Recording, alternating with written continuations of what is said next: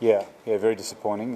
So just out of training yesterday, and he came off the field with a little bit of pain in his knee, and we weren't sure how bad it was. We sort of wanted an assessment this morning, and came in with a fairly swollen knee. So yeah, not available for this weekend, but we'll have some further tests on it and see how far away he is.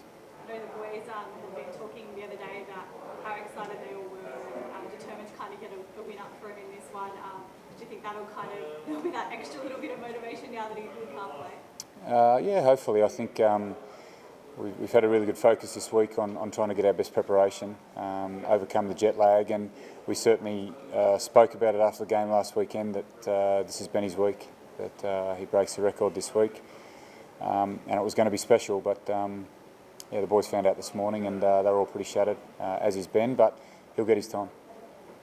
Steve, just on this weekend, do you see this as a chance to secure a finals berth? I mean, you can find out, obviously, Waratah's playing the Chiefs at 3 o'clock. Do you go into it this mindset? Well, mathematically you could look at it that way, but for us, it's like I said, it's overcoming the jet lag. So we've had 2 good weeks on tour, 9 points out of a possible 10, and the guys trained exceptionally well through the jet lag whilst we were overseas, and the focus this week has been trying to overcome that jet lag and put our best performance on the paddock this weekend without any excuses. So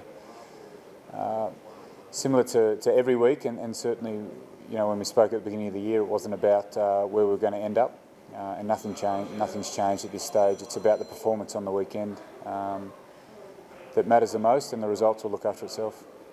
Prior to Benny A's injury, you were set to name the same starting side for the 3rd week in a row. Yeah, which is a good place to be.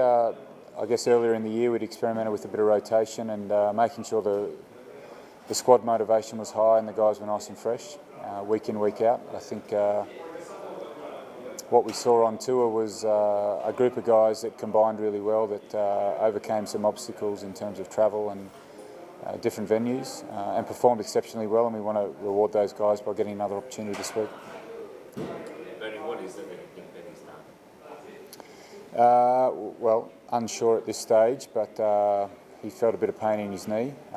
Walked off the field okay, and seems to be okay with it this morning. Like, there's nothing out of place, there's no fracture or anything like that, but just in too much pain to train and certainly to push through and play this week. So, like I said, we'll get a few scans this afternoon, and then we'll make a further assessment from there. Is it the hope, though, that it's not like I know there's that month-long break, so that he will be back, potentially for the next game? Yeah. I mean, that's the optimistic viewpoint at this stage, is that Benny's going to be right for the Reds game. But yeah, you know, with injuries, you never really can tell until we get into the rehab process. So a couple of weeks down the track, we'll know if he's a genuine chance for the Reds or not. What sort of clicked for you guys after passing 4 weeks? Well, the combination, I think, worked really well for us. Like I said, selecting the same team 2 weeks in a row on tour, and then for this 3rd week, we feel that the combination's working really well. We've certainly spoken about trying to improve our attack, and there were certainly aspects of our attack.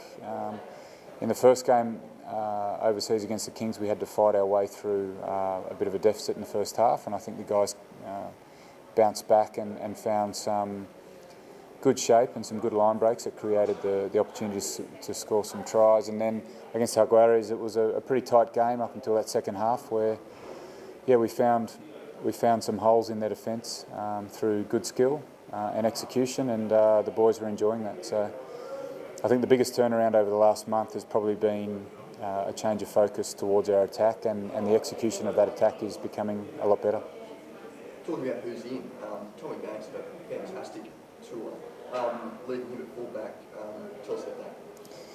Yeah, so we sort of experimented with Tommy on the wing this year, and Aiden at fullback, and we just felt that Tommy probably wasn't having the impact on the wing that we would have liked, and we felt that with Aiden's experience, we could play him on the wing. He could still have the same senior player leadership role that he'd been fulfilling at fullback on the wing.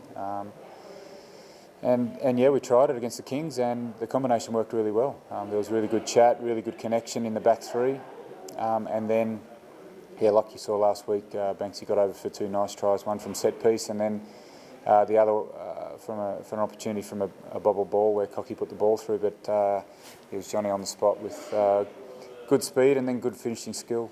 Probably could have scored another try, but left it for Andy Muirhead to score that one as well. So, yeah, I think it's a very similar case to what we're seeing across the team. The combination is just right at the moment, and I think Banksy at fullback and Aiden on the wing is our right combination for now. And the importance of this coming match this weekend as far as the playoffs go, is that something you're impressing upon the guys? No, what we've been pressing for the last couple of weeks, in fact all year, is making sure that there's no excuses at the end of the week. We want to make sure that we put everything into our preparation so that the guys can perform to the best of their ability on the weekend, and we've seen that over the last 2 weekends particularly, and no different this week. The challenge for us is getting through the jet lag early in the week, and then making sure our focus is right for the back end of the week. But in saying that you're not thinking about finals, like effectively this is the last home game of the season. It could be the last home game for you as Brumbies coach. How are you feeling about that? Well, I hadn't thought about it until then. How do you feel about it? Yeah, I think that's going to be a sad moment when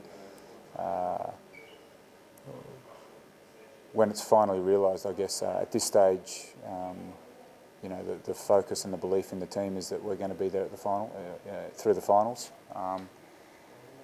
And like I said, the outcome will look after itself. If we get our performance right, if we get our preparation right, and we get our performance right on the weekend, then yes, this could be our last home game, or it could be our second last home game, or our third or fourth last home game. I don't know yet. So, yeah, thinking about things that might happen is something that we've spoken to the team about not doing. So I'm certainly not doing that at the moment.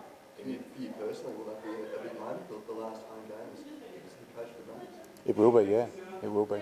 If it's this weekend, we're not going to know. Even after this game, we're not going to know. So I'm not treating this like it is going to be my last game. But the other thing this week was Wallabies news. Before we talk about the guys that were in there, the one that was left out, Scott Party. Yeah. How did you view that? And I know it's an interesting situation for you given your double role. Yeah, yeah, disappointing for Fards. I think his form is certainly warranted. He's been one of our standout players. This year, I think he was man of the match last weekend against Aguares, and he's a senior player in our team, and he's been doing an outstanding job at all of the duties off the field that a leader has to fulfil. So, yeah, disappointing for him, and something that you know, we spoke about as a team, but kind of understandable in that he's moving on at the end of this year, and probably before the Rugby Championship kicks on, he might be moving overseas. So we're not sure in terms of all that yet, but I think that was the main reason why he didn't get picked, just looking towards the future, making sure that we're starting to develop those players at the next level sooner rather than later. The guys that are in there, eight guys, do you think that's a fair reflection of where you guys are at this year, a bit of form turnaround? Oh, you always look at it. I think I probably do the same every year. Even when I was playing, it was looking at where we are on the competition ladder and then hoping that selection is reflected in that.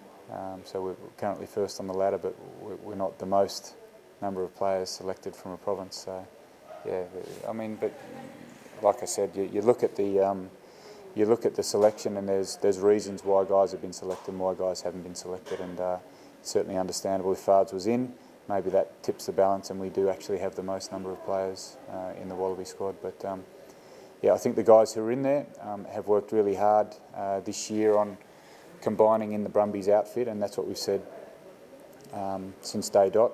If you play well in this team and this team plays well, then those sort of selection issues look after themselves, and we've seen that. The other thing that happened this week, lifted on a ban on signing players as well. Do you think that'll help players' mentality? I know you're not going to be here next year, so yeah. What role you're playing in re-signing? Yeah, we've gone through a fairly lengthy process there in terms of contract negotiations with a number of players and back and forth with the ARU, making sure that they're happy with the signings that we've made, and hopefully over the next couple of weeks we'll get to announce the majority of guys that we want to announce.